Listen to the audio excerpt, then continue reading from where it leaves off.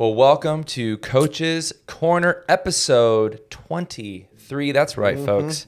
For 23 weeks, Ethan and I have been sitting here painstakingly grinding out these episodes. Just uncovering all the truths. For all of our millions of downloads. So this is episode to come. This is episode 23, Coach's Corner. I'm Justin Scullard. I'm Ethan Wolf. And today we're going to be talking about, do you have to count calories? Do you have to track your food to see abs? Can you even get abs without tracking calories? Oh, can you? Did people have abs before MyFitnessPal? Exactly. Fitbits. Yeah, I don't know. I don't think so. I don't think so, actually. Never I think existed. the obesity rate was much higher previously, and now because we have the ability to track food, obviously you can just look at the data. The obesity rate is just plummeting. There's actually all the Greek statues you saw of people with abs were time travelers.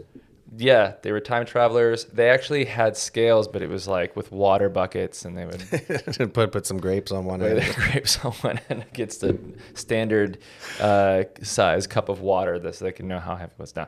But okay, so I think the short answer is yes. Of course, you can. Without Obviously, question. people have had abs, right? You just have to have good genetics. You just need to have the genetics. And that's it for episode 23 of Coach's Corner. We'll see you on next time. So here's the thing. So essentially, at the end of the day, really what we're talking about here is reducing your body fat. Yes. To the point to where you can see abs are just the most famous way to know that you're lean, but really just like any muscle definition, like your shoulders, your arms, your pecs, like you just want to see muscle instead of just like soft seal blubber over your body. Uniform layer. Yeah, just like a body condom that's like filled with like Jello.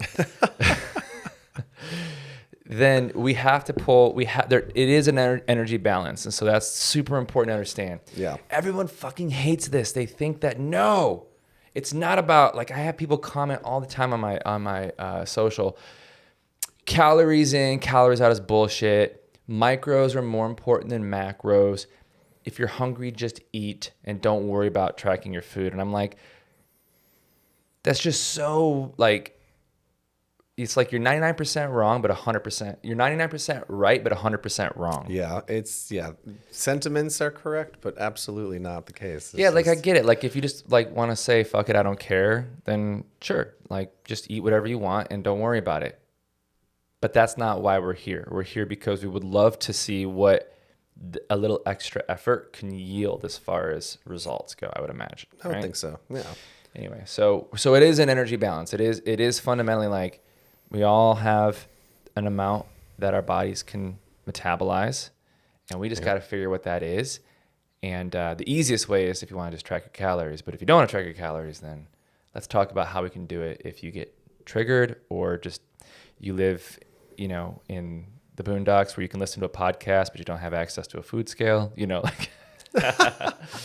whatever the case may be. So, Ethan, do you currently track your calories? I am tracking my calories. I tend to not be down to the gram these days, but I just primarily make sure that my protein goals are met. And that I find tends to put me in a pattern where my calories almost always fall where they need to be, which generally is in a slight deficit at about 2,400 or 2,500. So when you're just free eating, but you go after a protein target, then you find that without having to track every meal. That's not that, because what ends up happening is that I fundamentally cook all my own food most of the time. All my meals are pretty straightforward. I tend to cycle through a certain amount of animal proteins, maybe some salmon or pork tenderloin or lean ground beef or lean ground turkey or cod or chicken thighs are probably my mainstay. And so the protein portions tend to be similar for whatever I'm working with. My carbohydrate portions tend to be the same. I do 2 cups of rice in the rice cooker for me and Amanda. Divvy that up. So it's just now become habitual in how I cook and how I prepare my meals. And so the caveat is that if I don't watch out, then I don't get my protein in. If I don't make sure I'm having a certain amount per meal or having a protein snack like a yogurt on top of my protein shake, I find that the protein can start to slip under. Yeah. And, I don't tend to eat so much rice in a home cooked meal that I'm really worried about overeating carbohydrate. If anything, I undereat carbohydrates, I find.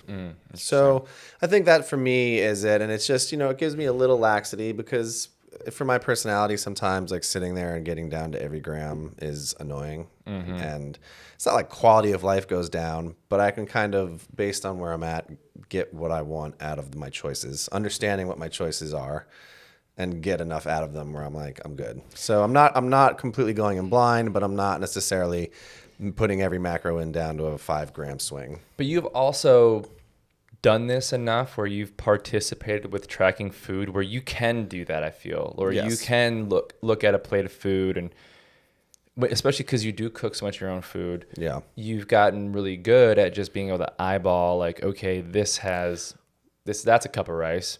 Well, and I still, it's not, it's just one of those things that like, if you have a rice cooker that's filled with 2 cups of rice, and even though it's kind of an eyeball, if I like cut that into 4 pieces, which I've done 1,000 times, I'll generally know how much a quarter of that rice cooker is at this point. Totally. Maybe down, maybe missing a couple grams in either direction, but not enough based on how much food I require based on my activity levels and stuff that it's really going to make that big of a difference. Right.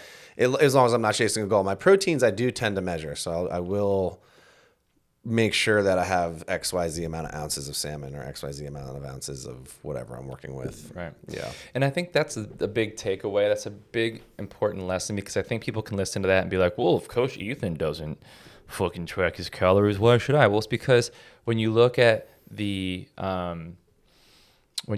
hierarchy of competence, if you're unconsciously incompetent, Right. meaning you don't even know what you don't know, there comes a point where when you ascend the hierarchy of competence, because you've gone through a phase, you've gone through a period of time where you've collected data and you've analyzed data and you've rinsed and repeat and you've put in the boring work over and over again, and now you have that pattern recognition.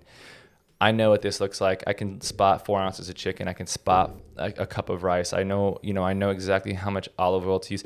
Like, that's a level of intuition that comes from the proper analysis, but you don't get the proper analysis unless you go through a data collection period where you've done it enough times so you can spot it. And so people can hear that and be like, oh yeah, well, I hear that you don't even have to. But the reason why he's able to do what he does is because he has the proper analysis to then trust his intuition. Yeah, I mean, I've been cooking my own food since I was in college. Especially my junior, senior years. I lived in student apartments that had kitchens, and that meant like your meal plan was deduced to like 1 meal a day, Ramen. a week.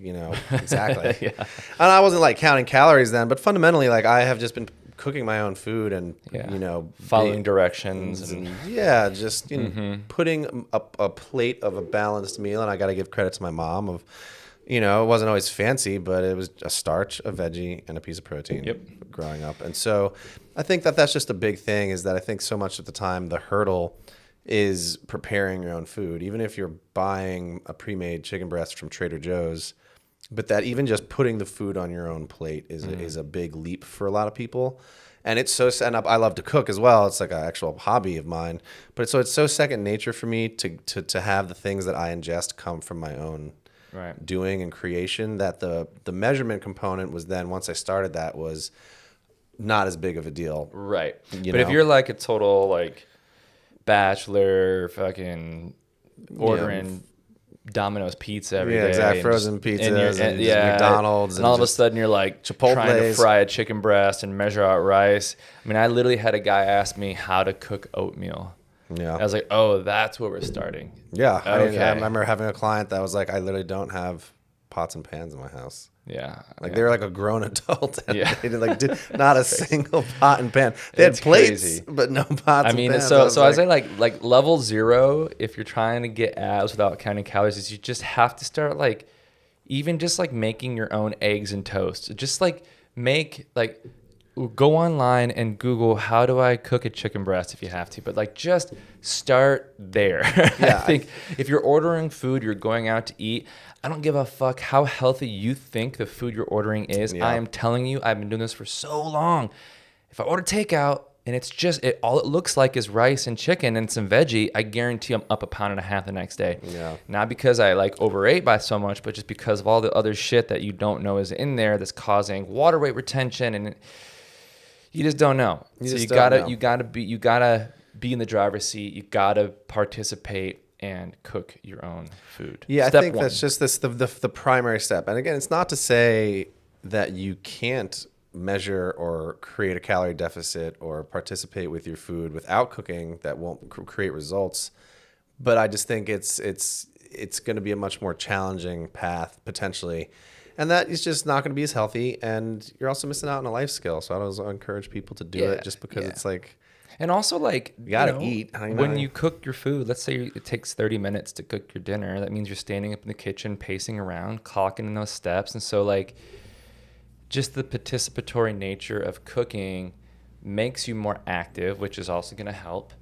And then because you're the one in control of the ingredients you're using, you know, the restaurant might put 4 tablespoons of olive oil in everything. Oh, you might not even, and they do, right? They have fat and salt are what make everything taste good. Right. So you so much think more you're oil. just eating a chicken breast and some rice and there's some flavors and some garnishing, and you're like, oh, I'm making that could have like 500 calories in oil that you didn't even realize. 100%. Where if you were making it, it might only have 1 tablespoon of olive oil, for example. So those are like step 1. Yeah. And just like start participating. I think step 2 then, if you know, kind of going down like the hierarchy here of what's most important.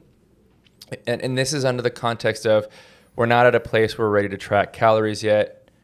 I think it's fair to say, like, if you do want to lose weight or you do want to take your fitness to the next level, and that's the one thing you've been avoiding, it probably would behoove you. But for the sake of this podcast, the things that we can do to try to see abs and lose body fat without having to weigh food. Step 1, you got to cook your own food. I think so, yeah. I think step 2 now, food choice.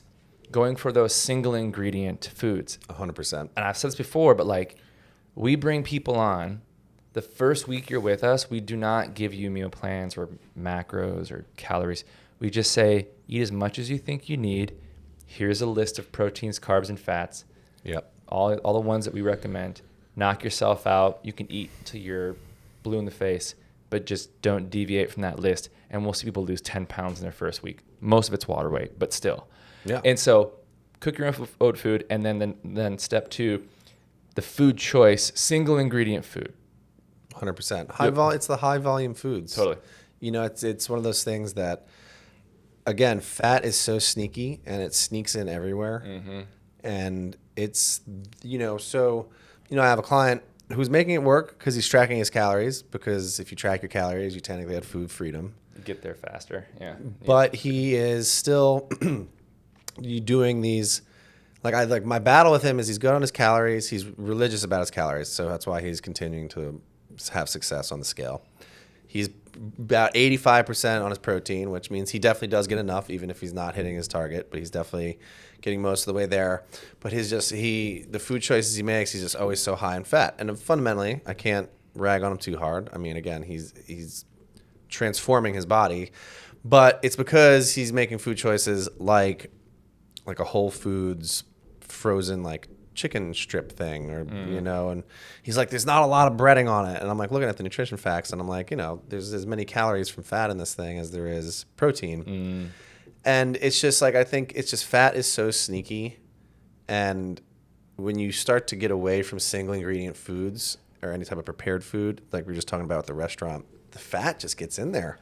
And it's not that fat is bad, people. It's just that it's very calorically dense. But listen, you don't need more than 0.8 grams of protein per pound of body weight. You don't need more than 0.5 grams of fat per pound of body weight. Anything beyond that is diminishing returns on what the macronutrient even does in your body. And so when you think about it that way and just break your belief systems and just look at it objectively, it's like anything past that doesn't affect you in a healthy way. And so if you're 200 pounds, anything over even 100 grams of fat's kind of a lot, but anything beyond that is just waste. It's just, your body's just gonna store it. You're just gonna shit it out or store it as body fat. Yeah, like there's no point to that. And so that's why one might hear to keeping your eye on fat, not because fat's bad. It's just that it's a calorie that isn't very anabolic. And so if you want to keep and build muscle, all that extra fat, once your body hits its minimum effective dose or its quota,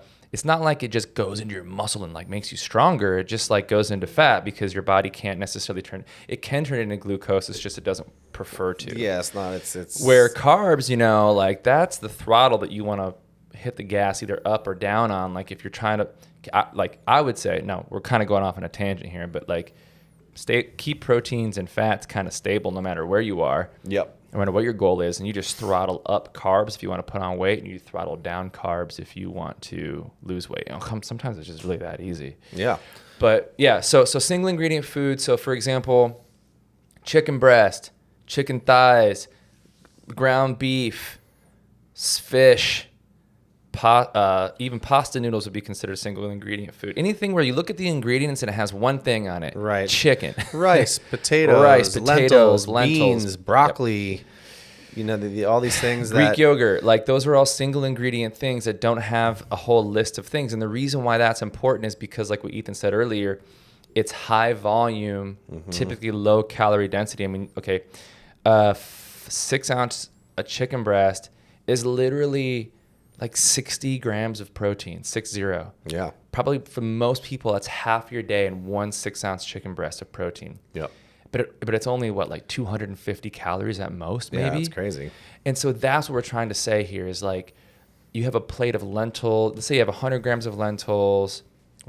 We're not weighing food. So let's just say you have like a portion of lentils. A fistful size of lentils. Yeah, some veg, maybe a little rice and a chicken breast. That whole thing, without even having to weigh it, is probably going to be 500 or 600 calories. But it's going to take you a long time to chew all that food, swallow it, and finish your plate. And by the time you finish that plate, you're going to be full. Yeah. You're not even going to, you'll be like, wow, that was a lot of food. By volume it was, but by calories it actually was very low. 100%. One of my favorite foods if I'm looking to reduce my body fat is cod, because it's fairly inexpensive, and it is literally just, there is zero fat in it. I mean, I think it's even more protein to like other macros than like chicken breast. Wow. It's crazy. I mean, it's crazy. You eat like a half pound of cod and you're like, Yeah. like literally 8 ounces of cod, and it's like, I think it's like 180 calories or 200 calories. I mean, It's like 60 it's grams so of crazy. protein. Yeah, 60 grams of protein. It takes on flavor as well. It's pretty easy to cook. So it's just, I think it's like different choices like that versus salmon. Like I love salmon.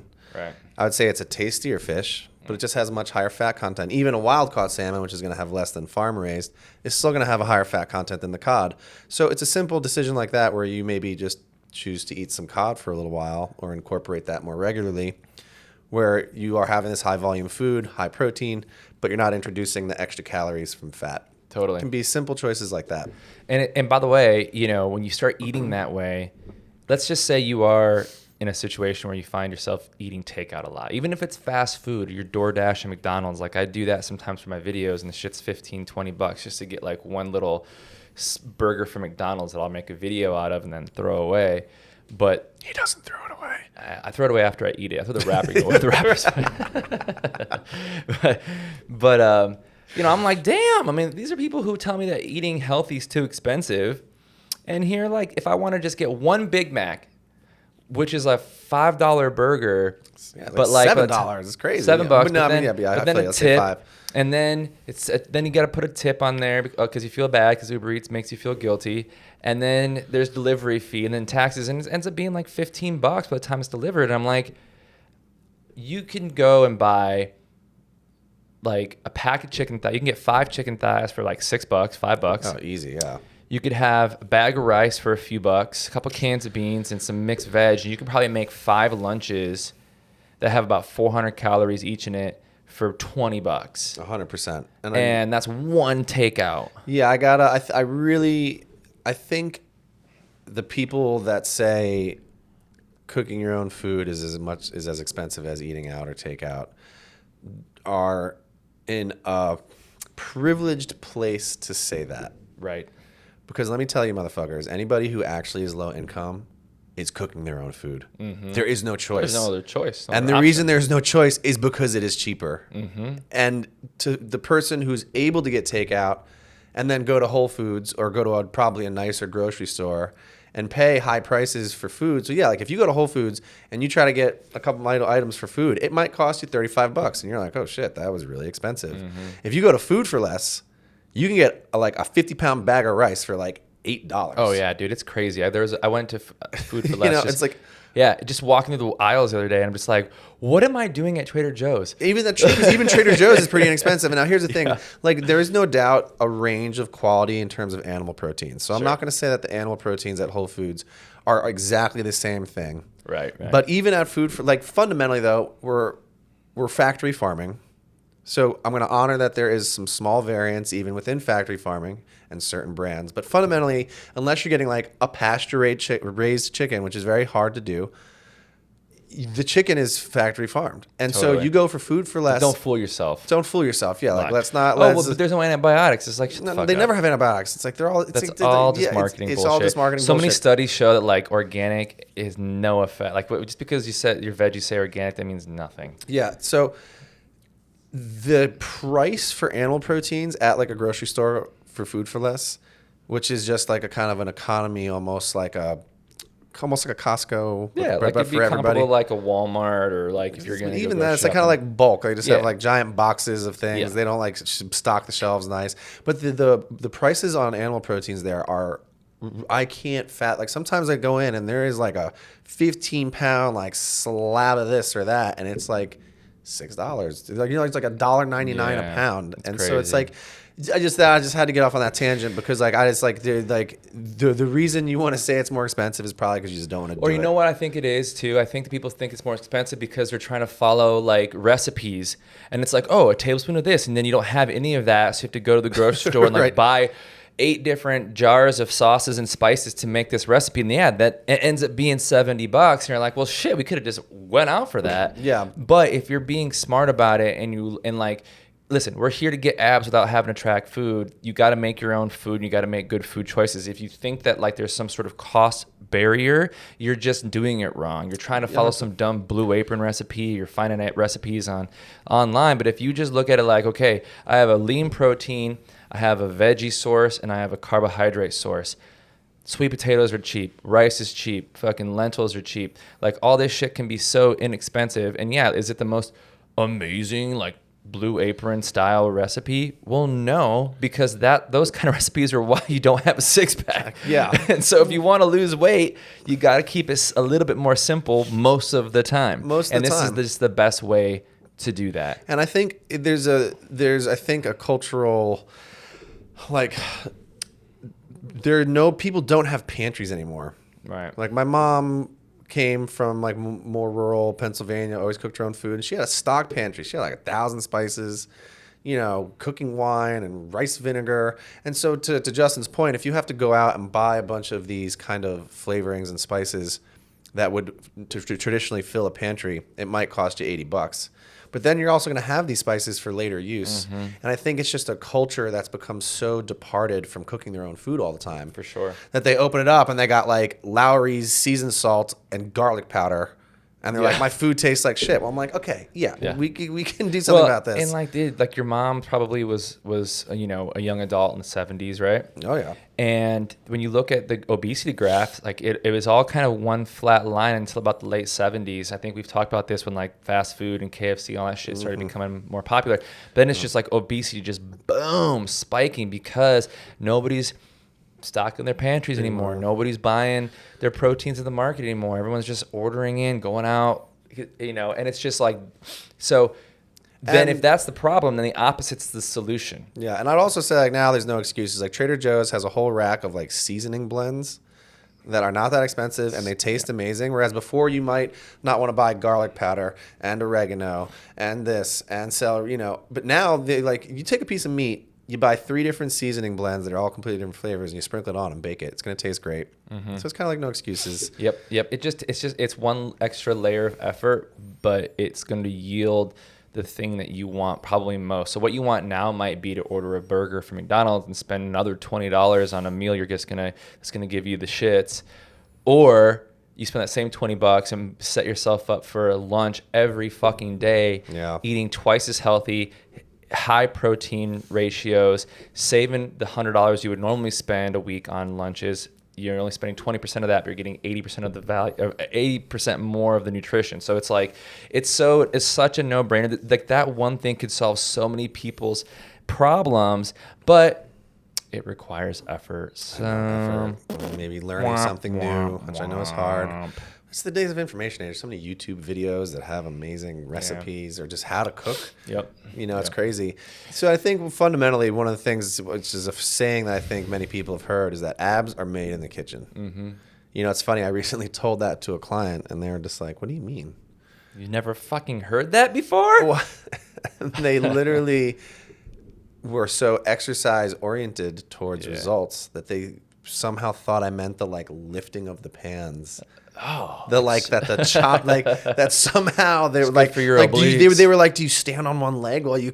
It's like, what the fuck am I hearing right now? The hardest workout might only burn a few hundred calories, but you can eat that in one chocolate muffin's 500 calories. Yeah. So you just have your food is going to determine your body composition. Yep, totally. And here's the thing, people. Everybody's got. I was also talking to another client about this. They don't necessarily realize that like the rectus abdominis is the six-pack muscle. Mm-hmm. And outside of like small changes in shape, everybody's got that muscle, and that muscle is that shape. That is why people that are lean all have the six-pack. So it's not like it's a muscle you necessarily have to develop. It's just that if you're lean enough, you will have that six-pack look. It's just as simple as that. So it really does come down to it all being about body fat. Yep. So, okay, step 1, make your own food. Step 2, food choice, single ingredient. Now, step 3, I think if we don't want to count calories. So step 3, then portioning it out. And I think like in this case, the hand method is a pretty solid way to go about it. For those of you who don't know, carbohydrates and veggies the size of your fist. So imagine a plate. If you're listening in, just imagine there's a normal dinner plate in front of you. And now take your fist, and the size of your fist and the wrist up would be like a starch. So imagine like a cup of rice would be like a 1 potato, 1 cup of rice, something like that. Same thing for veg. So get another fist of veggie. Great. Now for protein, open your hand up, and your palm, like that fleshy part minus your fingers of your palm, would be like what your protein would look like. And that doesn't need to be meat. It could be a tofu. It could be something along those lines. But like your protein source in every meal should be about the size of your palm. If that was a chicken breast, it'd probably be 5 ounces or so. Yep. And then fats, your thumb, which would be like a tablespoon of oil drizzled over your veggies, or you can cook your meat in it. Yeah, or maybe use a half tablespoon of oil to cook, and then another half tablespoon to dress if you want to. Dress it, or you can have like a tablespoon of some sort of like, olive oil based or cream based dressing for your salad. Some cheese even. Some cheese, yeah, like a tablespoon. A portioned piece of cheese. Yeah, portion out. And so if you just did that for breakfast, lunch, and dinner, you're probably let's put it this way. If you made your own food with single ingredient foods like we just listed before, and then you did the hand method for each plate, if you were fucking serious about that, oh man, you would get shredded. You would probably feel and look amazing in a matter of like months. 100%. Without having to ever pull a food scale out. Yes. But if you want to take it one step further, so make your own food, single ingredient, hand method, now just keep an eye on the snacks, because you could do all that, but then you're thinking, oh, a little bite of this doesn't matter. A handful of nuts are healthy, right? A little bar of chocolate, a little swig of this. And next thing you know, you've added 500 or 600 calories unintentionally back to your day. So if you're going to do it, you got to really keep an eye on the snacking and the sweets and the alcohol, because that'll fuck your... They just leak in there. You'll fuck your deficit up real bad. 100%. So that would be the thing. And then just, err on the side of caution. So not too many dinners out, that kind of thing. But that would be, I think, like the 3 or 4 step framework to lean out, burn up a ton of body fat, possibly even see abs if you gave it long enough without ever having to weigh or track your food. Yeah, and it's accessible for everybody. I understand that the whole cooking conversation might be a leap or a skill set that would be a little bit of a hurdle for many people, but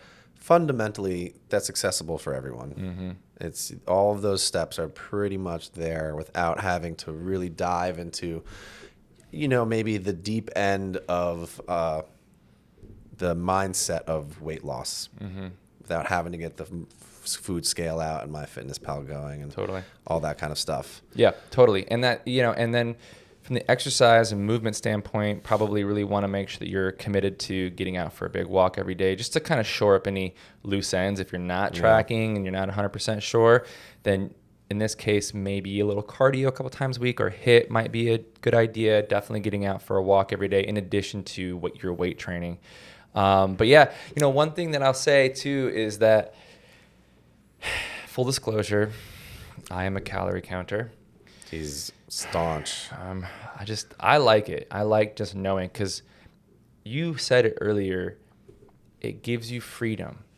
It can, yeah. Because now I don't have, yes, 80% of the food choices should be single ingredient whole foods. But if I want to eat a fucking chocolate bar and I just want to take that 250 calories from the chocolate bar and just pre-plan it in my day and build it right in, okay, cool. So that just one less cup of rice.